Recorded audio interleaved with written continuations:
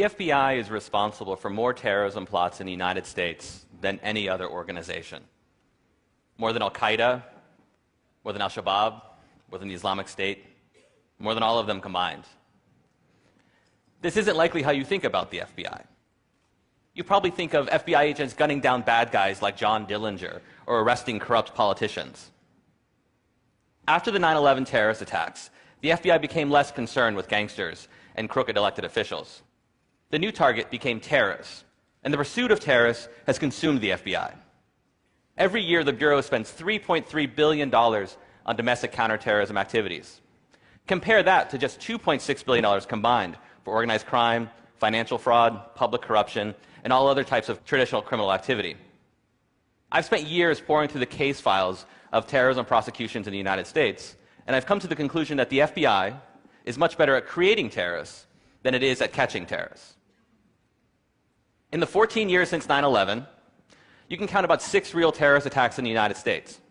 These include the Boston Marathon bombings in 2013, as well as failed attacks, such as the time a man named Fajr Shahzad tried to deliver a car bomb to Times Square. In those same 14 years, the Bureau, however, has bragged about how it's foiled dozens of terrorism plots. In all, the FBI has arrested more than 175 people in aggressive undercover counterterrorism stings. These operations, which are usually led by an informant, provide the means and opportunity, and sometimes even the idea, for mentally ill and economically desperate people to become what we now term terrorists.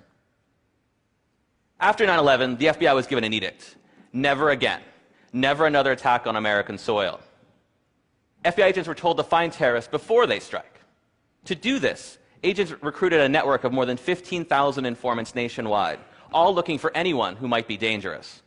An informant can earn $100,000 or more for every terrorism case they bring to the FBI. That's right, the FBI is paying mostly criminals and con men 6 figures to spy on communities in the United States, but mostly Muslim American communities. These informants nab people like Abu Khalid Abdul Latif and Wali Mujahid. Both are mentally ill. Abdul Latif had a history of huffing gasoline and attempting suicide. Mujahid had schizoaffective disorder. He had trouble distinguishing between reality and fantasy.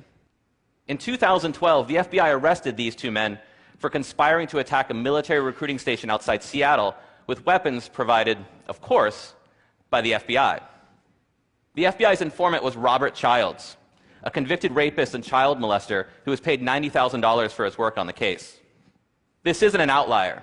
In 2009, an FBI informant who had fled Pakistan on murder charges led 4 men in a plot to bomb synagogues in the Bronx. The lead defendant was James Cromedy, a broke Walmart employee with a history of mental problems. And the informant had offered him $250,000 if he participated in that plot. There are many more examples. Today, The Intercept published my new story about a counterterrorism sting in Tampa involving Sami Osmakash, a young man who was living near Tampa, Florida. Osmakash also had schizoaffective disorder. He too was broke, and he had no connections to international terrorist groups. Nonetheless, an FBI informant gave him a job, handed him money, introduced him to an undercover agent posing as a terrorist, and lured him in a plot to bomb an Irish bar. But here's what's interesting. The lead undercover agent, you can see him in this picture with his face blurred, would go back to the Tampa field office with his recording equipment on. Behind closed doors, FBI agents admitted that what they were doing was farcical. A federal judge doesn't want you to hear about these conversations. He sealed the transcripts and placed them under a protective order in an attempt to prevent someone like me from doing something like this. Behind closed doors, the lead agent, the squad supervisor, described their would-be terrorist as a retarded fool who didn't have a pot to piss in. They described his terrorist ambitions as wishy-washy and a pipe dream scenario. But that didn't stop the FBI. They provided Sami Osmakash everything he needed. They gave him a car bomb. They gave him an AK-47. They helped him make a so-called martyrdom video. And they even gave him money for a taxi cab so he could get to where they wanted him to go. As they were working the sting, the squad supervisor tells his agents he wanted a Hollywood ending. And he got a Hollywood ending. When Sami Osmakash attempted to deliver what he thought was a car bomb, he was arrested, convicted, and sentenced to 40 years in prison. Sami Osmakash isn't alone. He's one of more than 175 so-called terrorists for whom the FBI has created Hollywood endings. US government officials call this the war on terror. It's really just theater, a national security theater, with mentally ill men like Sami Osmakash, unwitting actors in a carefully choreographed production brought to you by the FBI. Thank you.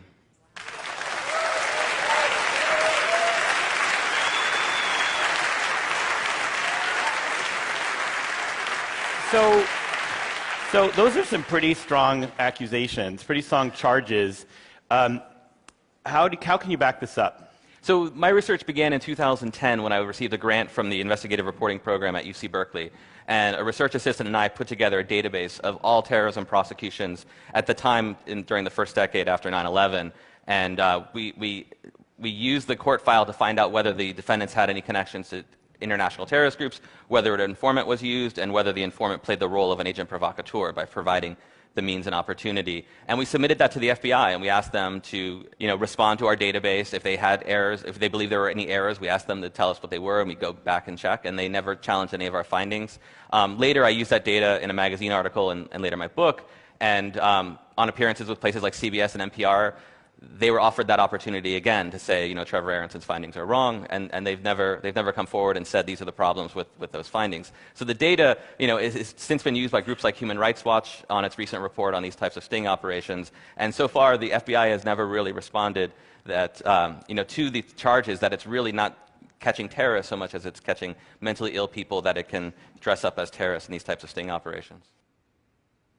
So The Intercept is that new investigative journalism website that's co-founded by Glenn Greenwald.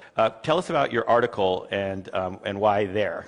Right, so The Intercept seemed to be the most logical place for this because my article is really leveraging the fact that a source had leaked to me transcripts of these private FBI conversations that a federal judge had sealed based on the government's claim that their release would irreparably damage the U.S. government's law enforcement strategy. And so a place like The Intercept was set up to protect journalists and publish their work when they're dealing with very sensitive matters like this. And so my story in The Intercept, which is published today, tells the story of how Sami Osmakash was set up in this FBI sting and goes into much greater detail. I mean, in this talk, I could only really highlight the things that they said, such as calling him a retarded fool. But it was much more elaborate. They went to great lengths to put money in Sami Osmakash's hands, which he then used to purchase weapons from the undercover agent. When he went to trial, the central piece of evidence was that he paid for these weapons, when in truth these transcripts show how the FBI orchestrated someone who was essentially mentally ill and broke to get money to then pay for weapons that they could then charge him in a conspiracy for. So, one final question. Less than 10 days ago, the FBI arrested some potential ISIS suspects in Brooklyn, saying that they might be headed to Syria. And were those real, or are they examples of more of the same? Well, so far we only know what's come out in the court file, but they seem to suggest it's another example of the same. These type of sting operations have moved from kind of flavor to flavor. So initially it was Al-Qaeda plots, and now the Islamic State is the current flavor. What's worth noting about that case is that the 3 men that were charged only began the plot to move or to go to Syria after the introduction of the FBI informant. And in fact, the FBI informant had helped them with the travel documents that they needed.